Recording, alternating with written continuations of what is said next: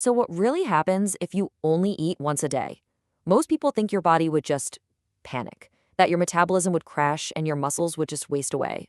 But when AI models analyze decades of metabolic research, they tell a completely different story. Instead of shutting down, your body starts firing up these ancient, powerful systems for survival and repair. So let's run the simulation and see exactly what happens, hour by hour. So, which is it? Panic or reboot? Well, when our AI models chew on all that data, the pattern is crystal clear. What we're seeing isn't a story about collapse, it's a remarkable pre-programmed sequence of activation and, believe it or not, renewal. All right, our 24-hour simulation officially kicks off the second you put your fork down. Welcome to phase 1, fueling. For the next 4 hours or so, your body is in what scientists call the fed state. During these first few hours, your system is just flooded with all this great energy from your meal. Your digestive system is working hard, breaking down carbs into glucose, proteins into amino acids, and fats into fatty acids.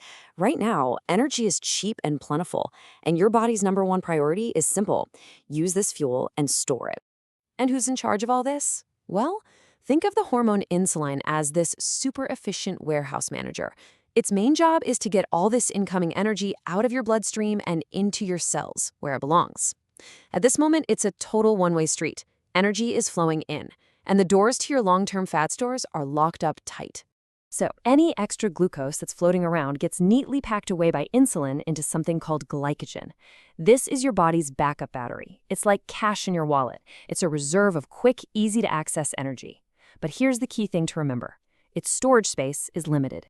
And that limited storage space is exactly what brings us to phase 2, the metabolic switch. You see, around 4 hours after you eat, digestion slows down, your blood sugar goes back to normal, and that busy warehouse manager insulin starts to clock out for his shift. And this is where things get really interesting. As we slide into this 4 to 12-hour window, your body begins a transition that is honestly completely natural. One our systems evolved over millennia to handle perfectly.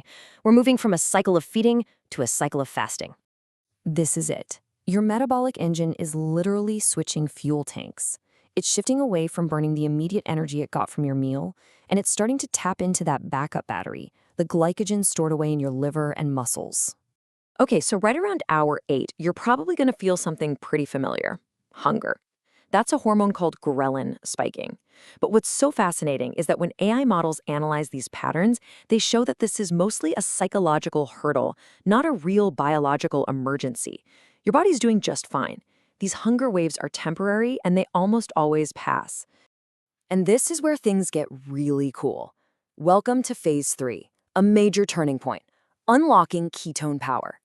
That backup battery, your glycogen, is starting to run low.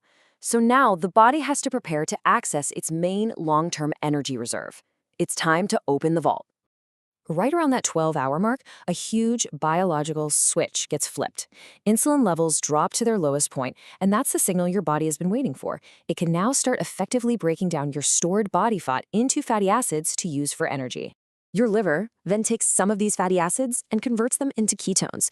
And ketones are an amazing superfuel. They burn way cleaner than glucose with less metabolic junk left over, and your brain absolutely loves them. This is exactly why so many people report that brain fog just vanishes and their focus becomes laser sharp during this stage. So right now, your body is running like a finely tuned machine on a steady supply of its own stored energy. You're becoming metabolically flexible. But you know what? The most surprising, the most profound transformation of this entire process, it hasn't even started yet. That begins right around hour 18. And that brings us to the main event, phase 4, deep cellular repair. After about 18 hours, with that constant flow of energy finally paused, your body gets a chance to do something incredible. It gets to clean house. The cellular cleaning crew has arrived. So in this final phase, from hour 18 onward, one of the most fascinating biological processes we know of kicks into high gear. This system of cellular renewal is so important, its discovery was actually recognized with a Nobel Prize. It's called autophagy, which literally means self-eating. Now, I know that sounds kind of weird, but just think of it as your body's ultimate internal recycling and quality control program. When we're eating all day, autophagy never really gets a chance to turn on. The cleaning crew never comes to work. But in this state, it finally gets to work. So here's how it works. Your cells start hunting down and targeting cellular junk. We're talking damaged proteins, malfunctioning parts, even some viruses. Then they isolate this waste, break it down, and recycle the raw materials into pristine, new components to repair and rebuild with. It is deep cellular maintenance at its absolute best. I mean, it's just such a complex, elegant system, right? And what's absolutely fascinating is that today, AI can analyze these intricate biological processes and reveal patterns that humans might otherwise miss. This same power of AI to find insights in data is transforming entire businesses. If you want to learn how to apply it yourself, I teach practical AI skills step by step.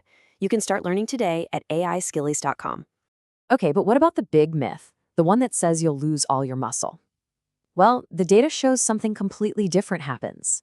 Around hour 20, the body releases hormones to protect you. Human growth hormone, or HGH, can spike dramatically. This hormone basically tells your body, hey, burn the fat, but you leave the muscle alone. And that brings us to the final hours of our simulation. By hour 23, your body isn't shutting down, far from it. It has completely rebooted into this optimized state of high efficiency and deep repair. Just look at the body's dashboard at this point. Insulin is way down, which allows fat burning to run full throttle. Ketones are fueling your brain, cellular repair is fully active, your cells are now like a dry sponge, incredibly sensitive to nutrients. And thanks to that HGH spike, your muscle mass has been protected. You're not weak, you're running clean. You know, it really puts everything into a much bigger perspective. For most of human history, food wasn't just available 24/7. Our bodies aren't just capable of handling periods without it, they are literally designed to thrive with them. These ancient biological systems are part of our core programming. The AI simulation and all the data show that the human body isn't fragile. It is remarkably adaptable and resilient. And this just raises one really powerful question. What might happen if we just allowed our bodies to work the way they were actually designed to? Look, artificial intelligence is already helping us understand our own biology, our health, and the future of human potential. But AI is also transforming careers, businesses, and entire industries. If you want to learn how to actually use AI, not just hear about it, I teach practical AI training designed for beginners and professionals alike.